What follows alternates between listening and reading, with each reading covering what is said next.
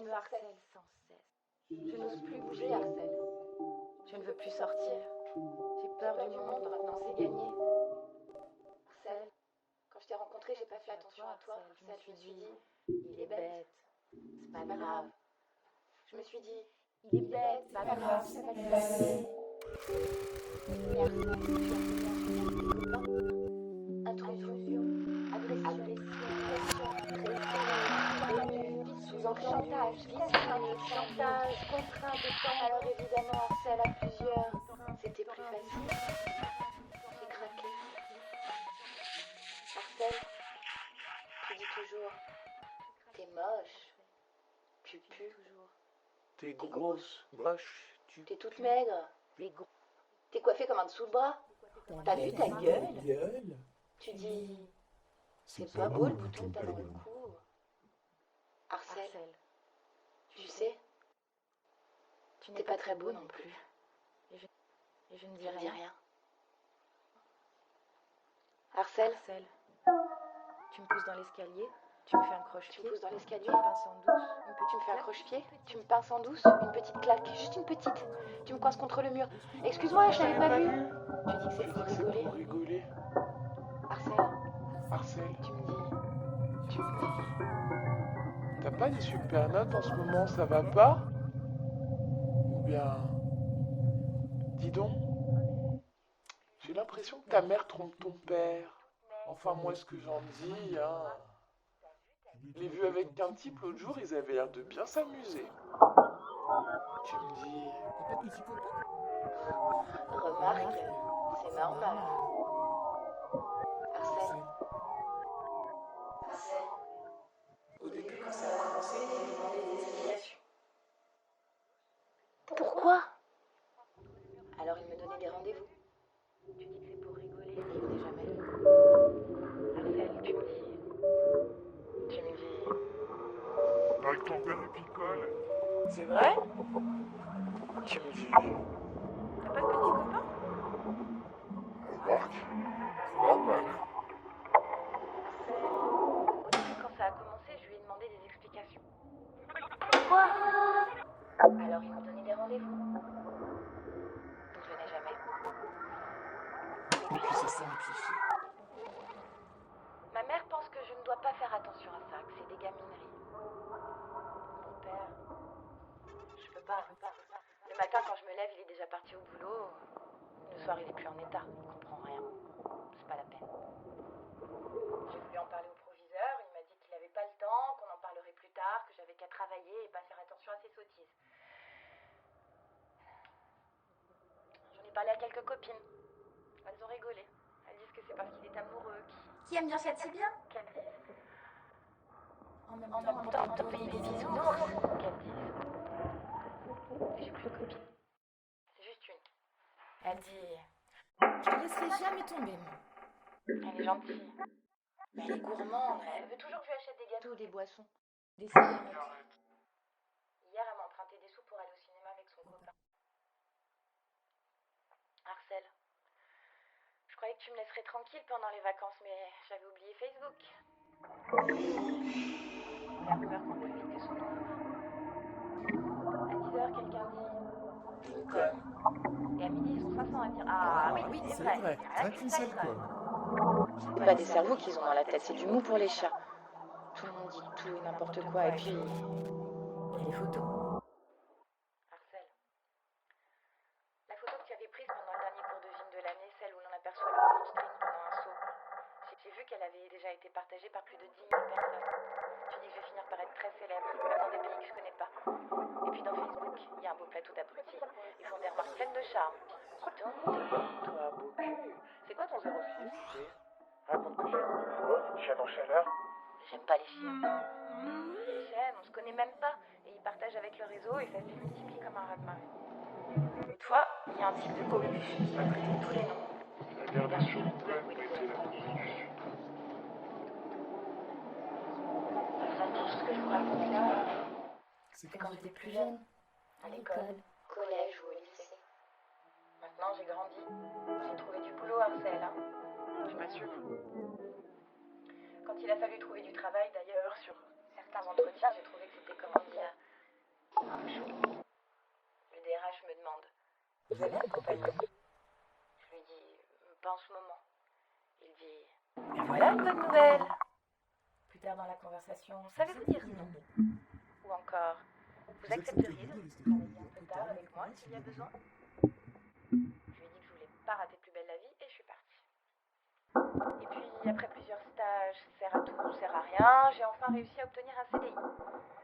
Je travaille au ministère de la Culture, à la sous-direction du développement et de l'économie culturelle, bureau du régime économique de la presse et des aides publiques. Je suis deuxième assistante de sous-direction. Ça va, c'est pas trop stressant comme travail. Enfin, au début, ça allait. C'est vrai, tu arrives, tu connais personne, les gens osent pas. Mais c'est vrai aussi qu'il n'y a pas beaucoup de travail, alors on était 4 dans le bureau. Enfin non, dans le bureau proprement dit, on était 2. La première assistante et moi, la deuxième et dernière. Dans le bureau d'à côté, il y avait la sous-chef et encore un bureau plus loin, celui du chef, sous-directeur du développement et de l'économie culturelle, bureau du régime économique de la presse et des aides publiques.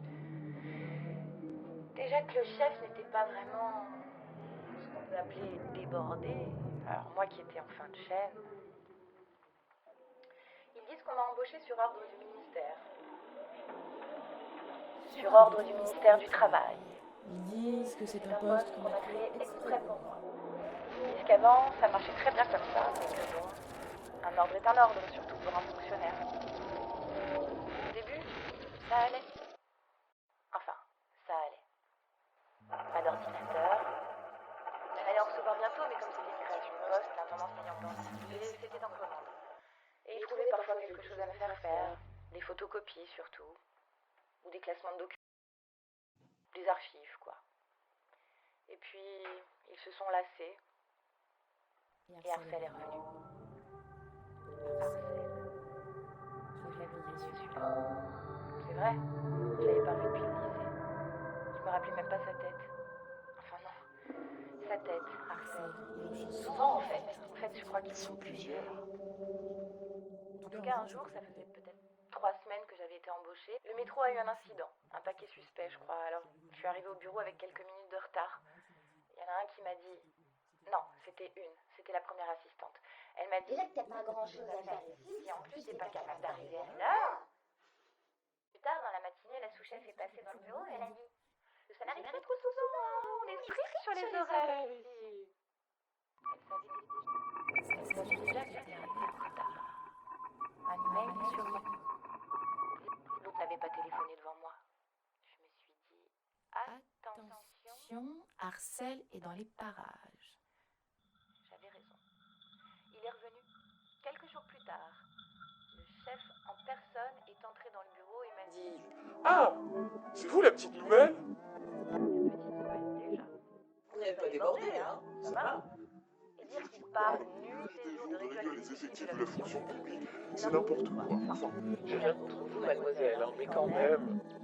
Ben oui, mais quand même. Ça faisait 1 mois que je, sous-entendu, travaillais dans ce service et le chef, 2 bureaux plus loin, ne m'avait jamais rencontré. C'était dire l'importance de l'emploi. Je l'avais aperçu une fois dans le couloir. C'était le genre... Culturel, vous savez, cheveux blancs, mi-mi, avec tête longue. Qu'est-ce que pas Arcel? Et je me disais: Tiens le coup, ma fille, c'est un CDI, c'est un mauvais moment à passer. Ton poste va finir par se développer et ça ira mieux. finalement, Ce qui s'est le plus développé, ce sont les allusions ambiguës de Arcel. quelques jours après notre première rencontre, Monsieur Collard, le vieux beau, a commencé à trouver que, finalement, je pourrais améliorer son paysage quotidien. Il a fait installer mon poste de travail dans son bureau, en face de lui. Du coup, il ne parlait plus de réduction d'effectifs. Il voulait m'aider à progresser, à rentrer de plein pied dans ce ministère qu'il fréquentait depuis tant d'années. C'est un peu lui qui l'avait créé, en quelque sorte. Vous savez, la culture, c'est un peu un sacerdoce, quelque part. Et dès que je vous ai vu, j'ai décelé en vous un potentiel qui serait criminel de ne pas aider à s'intensifier. Il est évident que vous êtes fait pour travailler dans le secteur culturel. La culture a besoin de gens comme vous, etc., etc. m'a déclaré en me passant paternellement la main sur l'épaule.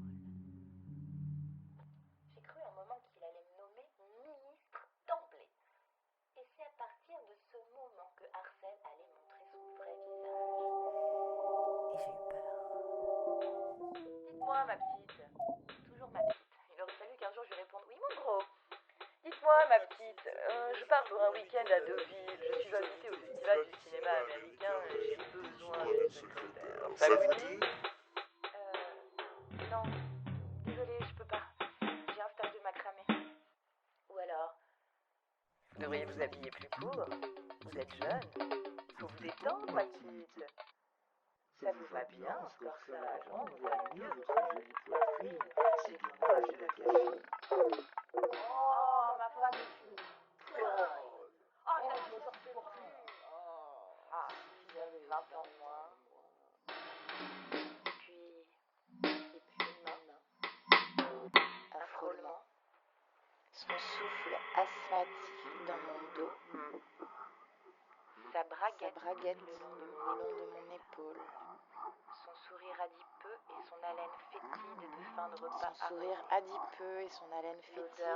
L'odeur de son parfum trop sucré. Un soir, je suis rentrée chez moi en pleurant. Dans le métro de 18h, entassé comme des serviteurs, juste derrière moi, je l'ai reconnu tout de suite. Arcel était encore là. Décidément, il ne me lâchait jamais. Arcel, avec son regard libidineux et ses mains baladeuses d'obsédés sexuels en rut. Quand après quelques approches incertaines, il a réussi à me toucher une fesse, j'ai plus supporté. J'ai craqué.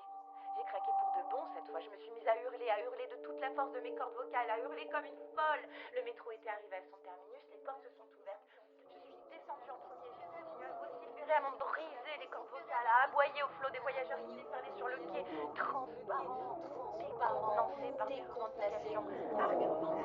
Arcel, je te hais depuis toujours. Tu es un pervers et malsain. Un déchaîneur, un insupporté, vicieux, etc. Et puis mes larmes ont coulé abondamment, longtemps. Je me suis assise sur un banc, à côté d'un SDF, éberlué. Ça va pas fort, mon petit homme. Oui, je sais. C'est difficile. La La vie. vie est difficile. Mais bon, le soleil revient toujours. C'est vous qui me dites ça. Vous savez, quand on est au fond du trou, la seule chose qui puisse nous arriver, c'est de remonter à la surface. Remonter à la surface. Justement, c'est là qu'est le problème. J'en peux plus, moi. J'y resterai bien au fond du trou. Du trou. Ça vous rappelle pas quelque chose? Une autre ordure perverse du trou. Michel Fourniret, Francis Holm, Pierre Chanal, Guy Georges, et puis plus loin, Landru, Jack l'Éventreur, j'en passe et des pourris, belle brochette. À leur début, tous ces types, c'était des petits Arcel. Et puis un jour, les petits Arcel, ils poussent le geste un peu plus, et puis encore un peu plus loin. Elle résiste, alors ça l'énerve, il insiste, elle résiste encore, ça l'énerve un peu plus, et puis tout à coup, il y a la bascule. On tombe dans l'irréversible, le point de non-retour, et c'est parti pour la grande farandole. Enfin.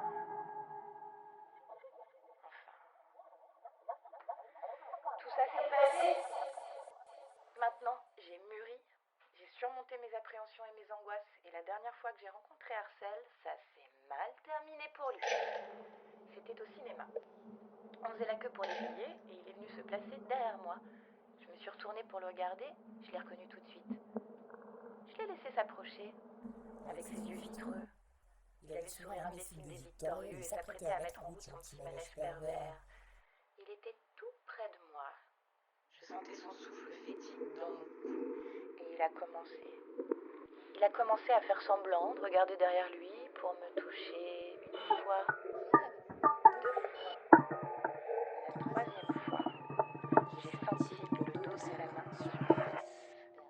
Je m'étais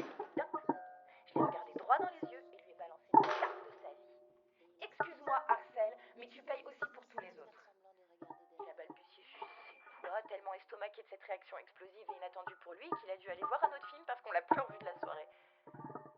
Depuis, dès qu'il y a un problème, Arcel, droit, je le regarde toujours, droit dans les yeux. Et il disparaît. Alors, la première fois que tu rencontreras Arcel sur ta route, n'aie pas peur de lui. Fais comme moi. Fais la première fois que je suis Arcel. Regarde droit dans les yeux. Informe-toi tout de suite, dès le début. Sinon, il te suivra toute ta vie. C'était top.